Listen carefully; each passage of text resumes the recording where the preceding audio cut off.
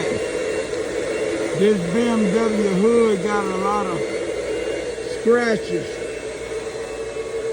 Fine, thin scratches. If I had to guess, I would say it comes from multiple use of going through the car wash, automatic car wash. I don't think no individual did this kind of damage on the hood. I might be wrong. I guess a dirty water, dirty soapy water, and a dirty mitt or a dirty brush could do this. But I don't want to think there's anybody out in the automotive detailing business, being part-time, full-time, will continue to work on something and make it look bad and not know when to stop. So that's why I want to think it just comes from multiple use in the car wash. I'm thinking this vehicle at one time was a rental car. Matter of fact, it was a rental car. I see the sticker on the, look at that long ass scratch. I see the sticker on the hood. I mean, not on the hood, but the windshield. Got a long ass scratch right there. And I see the long ass scratch.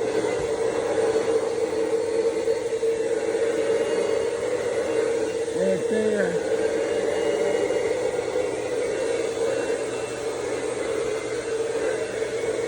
All right, I want to see if we got any tape. It's ready. All right. This hood is long, so I'm gonna have to go start off this way. My arms ain't long enough to reach across there without being unbalanced. Unlike you, I ain't trying to fall.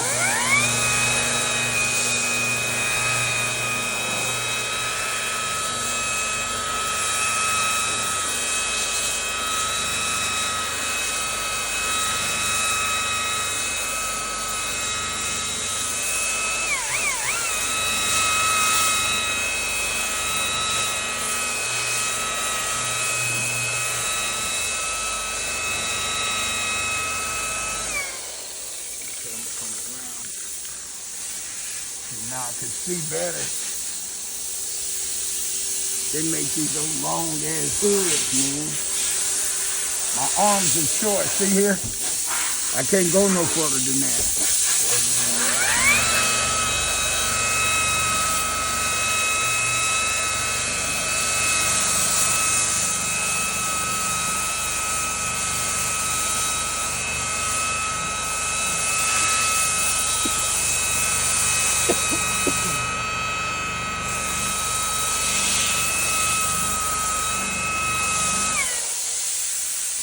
As you notice, when I'm buffing, I'm looking directly in the hood and I'm looking at the paint. I can see the results as I buff. That also let me know how long I need to stay at one spot if I'm looking directly at the paint.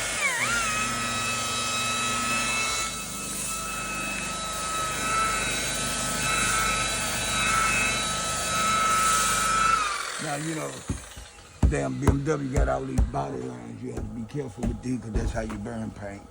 And sometimes you gotta angle the buffer when you buffing it.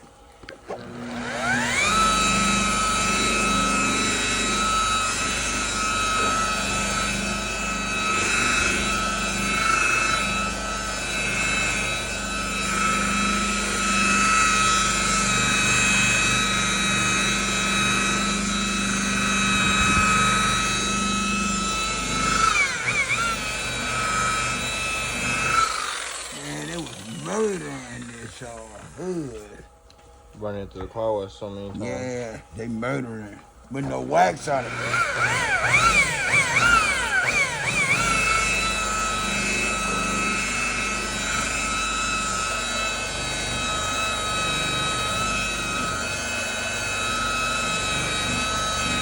They might as well use sandpaper. No cap. That's the way. That's the way it be looking on here. Yeah. And damn sure didn't know where to stop, but I guess if it not paying you to do nothing but run it to the car wash, I guess that's what some people just want to do. Yep. What they get paid to do.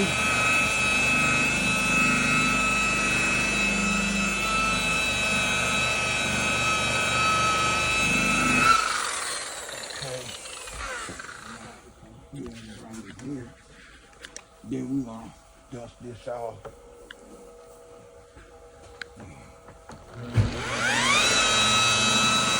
What year is this? 22. Dang. The one you helped me with was a 23. You serious? Positive. It was 23. I thought it was a 21. No, it was 2023. This is a 2022. It only got 28,000 miles. That's not even a lot either. No, it ain't. That just goes to show how you can beat something up in a short little time. Yep.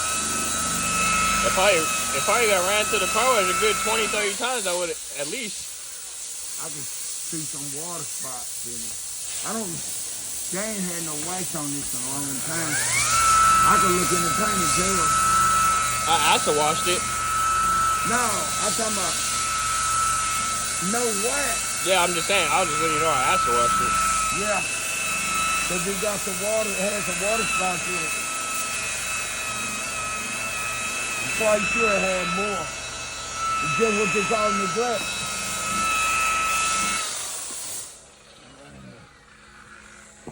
Right here.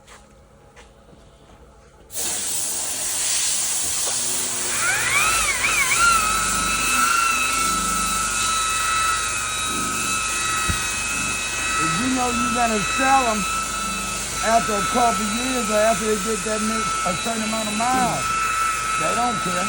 It's the person buying the car that don't care either. He's like, our buffers will fix it. That's exactly what they're thinking in their head. Now they'll see they come getting a good deal on a car without a lot of miles on it. Yeah, and then they see what it look like. They be like, detail fix it. Hey, some people don't even know no better. You gotta be detail oriented to know when something ain't right. They might know how a car smell inside. Whoever goes to buy the car, I'm pretty sure he knows something. They ain't just seen out nobody. Yeah. I would hope so. Yeah. I was talking about regular people. No, I'm talking about for us. Wholesale person that buy. You right, they know something. It's probably Tony or London or something. No, they don't buy no car. They got people to buy it for them. But I'm pretty sure there's someone that works here that gets sent out to go look at it before they buy it. Yeah, probably the wholesale guy. Oh, yeah. Like you said, they feel like details don't take care of it. Give me, hold up for a minute. I got one. Right here? Huh? Is it clean? Clean out? Yeah. This feel like it's wet. You didn't use it for no wetness, did you? Oh. Okay. All right.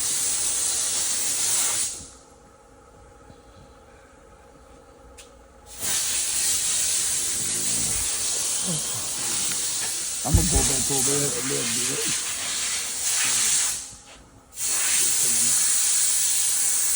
Compound out. Let's see what we got.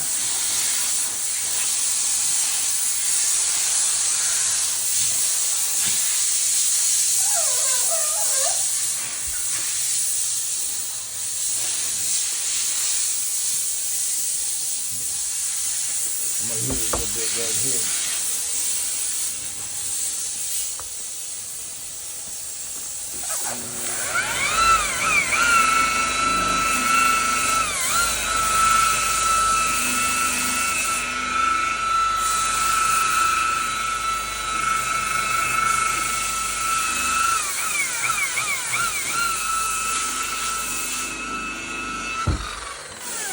I'm gonna switch up and clean it up a little bit. see how it looks like it. You know, we do most of the cars we do are BMWs, right? So when we get a used car trading that's not in a BMW, that's when you got to really pay attention, because our cars got different body lines. An Oldsmobile or a Pontiac or Cadillac ain't gonna have the same body lines as a BMW. And if you want to know what I'm talking about here, that groove here, here. Those are all what they call body lines, right? And you get used to doing one kind of car, and then you mess around and get a car that's not a BMW, you gotta pay attention to the body lines. If not, that's how you burn paint.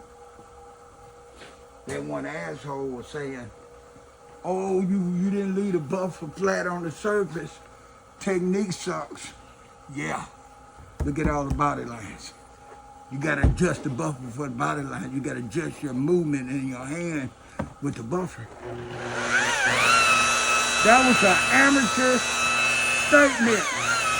Even though I understand what he was saying, and to a degree he was right, but sometimes body lines ain't gonna let you do that. You're not gonna always be able to leave the buffer flat like this. Body line change, you gotta change with it when you buff it.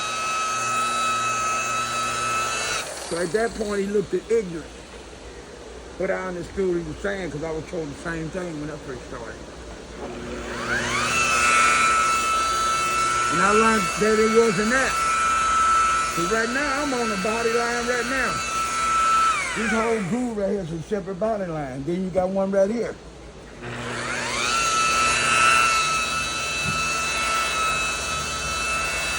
When I'm bumping, I'm adjusting to the body line.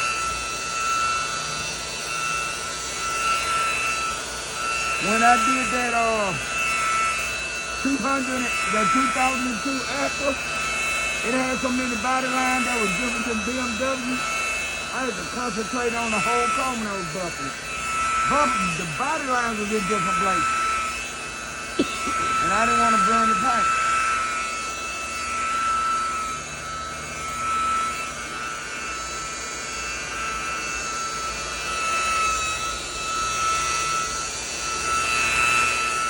You know, dumbass, they don't know about that. That wax smells good. Huh? That wax smells good. You want to drink something? No, that just smells good. Okay, I got a little you can drink. As long as you don't drink too much of it. Pump your stomach out.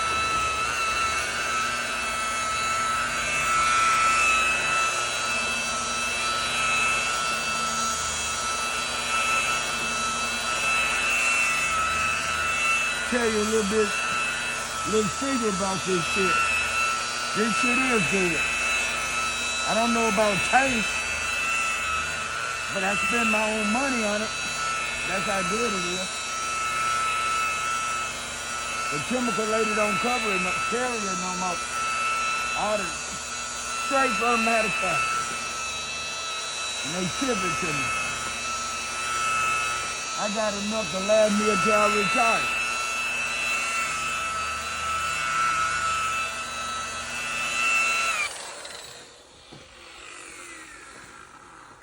Definitely looks shiny, but yeah, that car wash fucked with this whole video.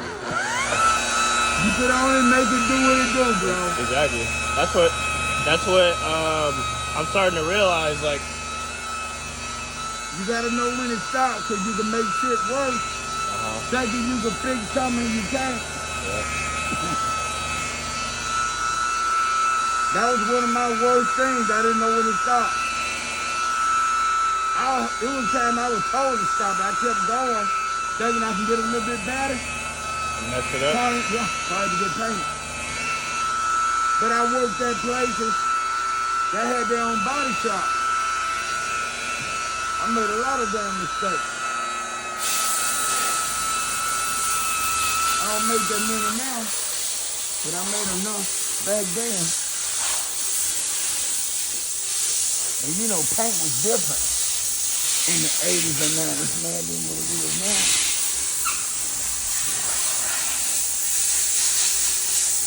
Now I'm gonna go over to the other side.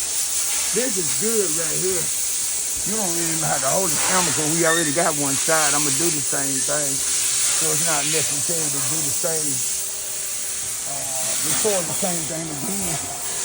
That way you get on with what you're doing, all right? Yeah, because see, compared to this, now I'm going to go over on this here next. This is how it was and this is how it is now.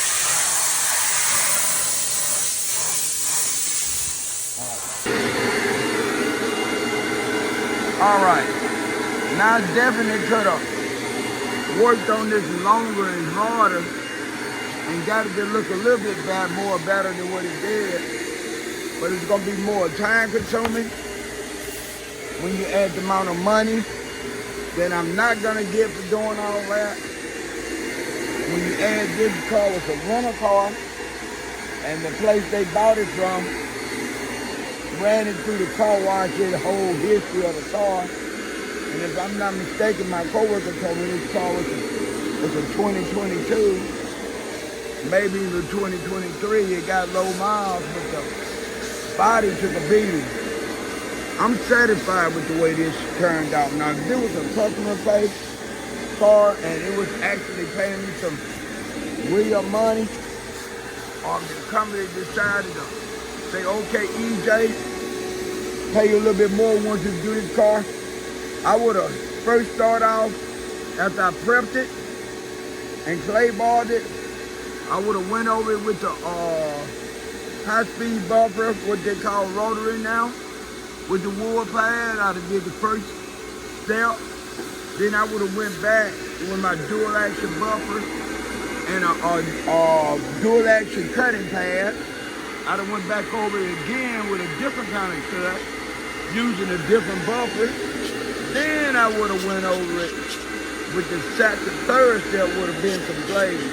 And from there, I would have decided on what kind of polish I want to use. Do I want to use carnauba wax? Do I want to use a liquid wax? Or do I want to use, because they have some ceramic coating paste wax, do I want to do that? That all depends on who I'm doing it for, how much money involved. Because for every elevation in detail, especially when it comes down to exterior buffing, I got it. I can do it. EJ signing out. Peace.